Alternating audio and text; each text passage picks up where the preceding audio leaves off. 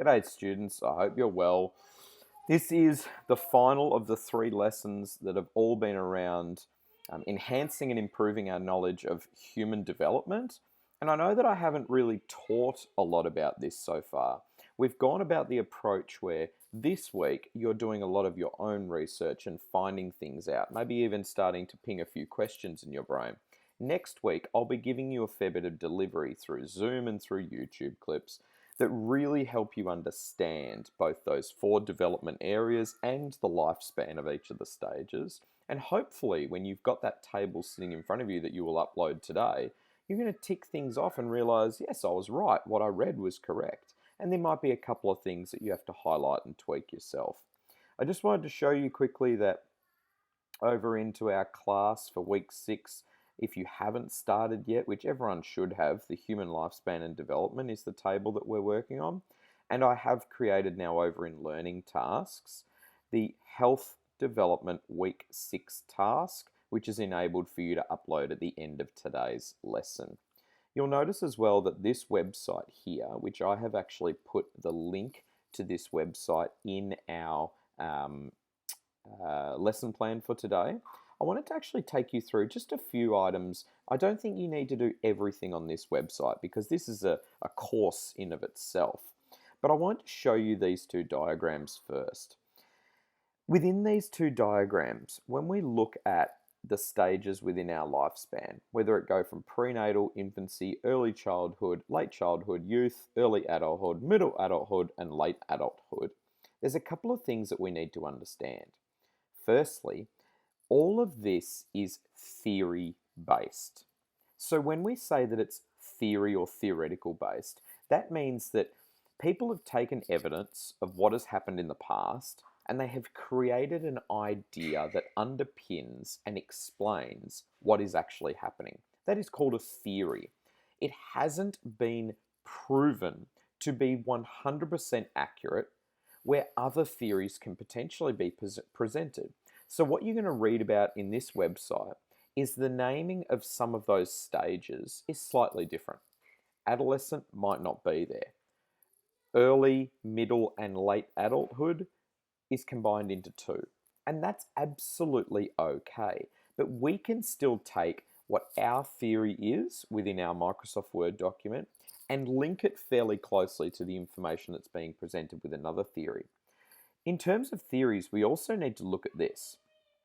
How does development occur? There's one theory that says that development is continuous. That means that every day, every month, every week, we are learning brand new things. And even if the enhancement is small, it is a continuous development from infancy to adulthood. There's another theory which talks about a discontinuous development, which says that at the beginning of infancy, we have all of this knowledge in our brain, and then we spend our time in that stage just making sure that we have total understanding of it. And then we have another jump, and then we spend that time understanding all of the changes and development strategies that have taken place inside our physical sense, our social, our emotional, and our intellectual sense. What's interesting about this is that you might have started to think about, and something I mentioned in, I believe it was yesterday's video, is that people develop in each of their different areas in different rates. And so what we mean by that is you could look at somebody who has a physical development that is where it's meant to be, or even surpassed where it's meant to be in their stage. They could appear to look older and more mature, and yet their social development might have lagged behind where it's meant to be according to these theories. So those timestamp milestones that you've been placing into this table, they might have actually happened in an earlier or even a later stage for any individual. So quite often when we start to categorize whether somebody might potentially be on an autism spectrum, or whether somebody might be behaviorally acting different in a social setting, and we want to pin a word or yeah, some sort of categorization around what's happening, sometimes that person is just lagging behind in their development, which means that any one of these theories could potentially be correct. One of the things that is mentioned here and is spoken about in this nature section below, which is an interesting read, is talking about depending on where you live in the world. And you guys have spent some time looking at the differences between South Africa and Canada. You could almost cast your brain back and think about if you were a young child growing up in Canada, what might be some of the things that you'd be able to experience that maybe in South Africa you may not be able to experience due to, as people explained to me, some economic hardship and some of those other access to different facilities that you mentioned in your presentation so well. But you could look at the flip side. What are some of the things that young people would experience in South Africa that over in Canada, people are sheltered away from experiencing, understanding, and seeing and learning? And that can mean that you learn things that us in Australia might not learn until a later stage in our life, or we may learn at earlier stages in our life. So, nature and how we nurture people within our environment plays a part in when it might actually take place. So now we can see that we're about halfway down this website and they've listed their 8 stages of human development. And in each of those stages, it has a mentioning of a lot of different time-stamped social, physical, emotional, and intellectual um, areas. What I'm going to throw you a challenge today is 2 things, and both of those items are around what we refer to as inferencing. Inferencing is a very high level language skill and technique that needs to be understood in both reading and writing. And today, my challenge to you is about inferencing, and it's about both reading and writing. So we're going to try one together, and then you guys are going to give it a go for the remainder of this lesson, because you should have probably filled that table in by now, 2 lessons already. And as I said, it's about enhancing your writing in the tables. So we're reading now about infancy and toddlerhood here. The first year and a half to 2 years of life are ones of dramatic growth and change. A newborn with many involuntary reflexes and a keen sense of hearing but poor vision is transformed into a walking, talking toddler within a relatively short period of time, full stop. If I was to just stop there and think about what information has this website given me already that may not be in clear dot point form staring you in the face, but if I can understand what they are referring to or inferencing in their writing, I can go and fill my table in comfortably and confidently. So, there are a lot of changes when they say that there's dramatic growth and change.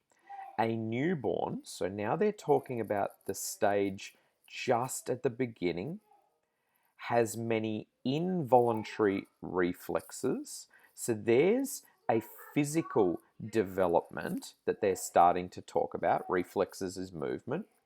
And a keen sense of hearing. So they're telling us that they start with hearing being, a very high ability for young ones, but poor vision. What they end up telling us in this next sentence is also telling us that the vision becomes better. It's transformed, when they say is, they're referring to the newborn, the baby, is transformed into a walking, talking toddler in a relatively short period of time. They are saying that this newborn, who has really good hearing but has poor vision, can, during this stage, begin to walk and talk very quickly. So between that first year to 2 years of life, all the way, the individuals are obviously enhancing their vision because they are able to walk and talk. They've never mentioned their speech so far, so we understand that their speech goes from, like what we read last lesson, from that babbling to being able to control the vocal cords to make special sounds that have meaning, which is speaking. So that sentence alone has about 4 or 5 milestones and physical, social, emotional, and intellectual timestamp changes that you can place into your table. So if I was to go over here, and we're talking in this infancy, Under the physical development, I know that talking is something that has to be in there. I also know that enhancing vision has to be in there. I also know that making sounds and meaning of making sounds has to be in there. We know as well that over on the intellectual side of things, understanding things like balance has to be mentioned, because if someone is going from just involuntary movements to being able to stand, walk, and talk, involved in walking is the ability to do it without falling over, which involves the skill of balance. People quite often categorize health and physical education as two subjects together in the junior years, and then as you move into your senior years, health and physical education are two separate subjects. But what we're understanding now is that the learning that has taken place about fundamental movement skills, fundamental motor skills, is coming back into play when we talk about infancy and that stage developing the ability to walk, stand, balance, talk, etc.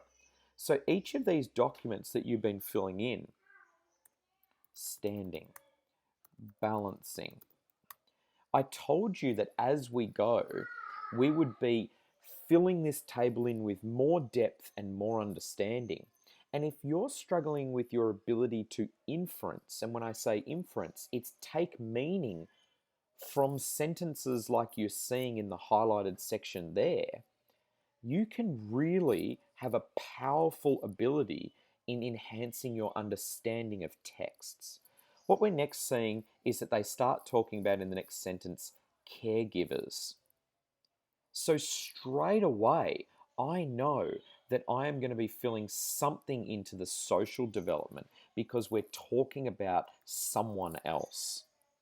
So, what I want you guys to understand here is sometimes information that's being presented to you, when you do research, when you do readings, even when you listen to my voice in videos or somebody else on a TED talk, one sentence after hearing it or reading it should be paused and let your brain take in what meaning has that sentence given me, ready for me to start painting a picture. One of the beauties of remote learning is the fact that you guys are creating this in an electronic sense on Microsoft Word. That means that you are able to highlight, delete, or go back and add to the middle of a sentence as we've gone through this task. The reason I slowed this task down for the week was to give you guys a sense of development, a sense of enhancing your work. So I'm really hopeful that throughout today's lesson, you'll use this website that I've done a bit of research in finding for you, and you will take your time in actually reading it. You shouldn't have any worry about completing the task because the task has had Monday, Wednesday, and now into today's lesson to have done ready for the upload. Today is all about showing me that you have an understanding of what text is telling you as you begin writing in a better sense. Good luck. I'll be here if you need any help. Just send me an email.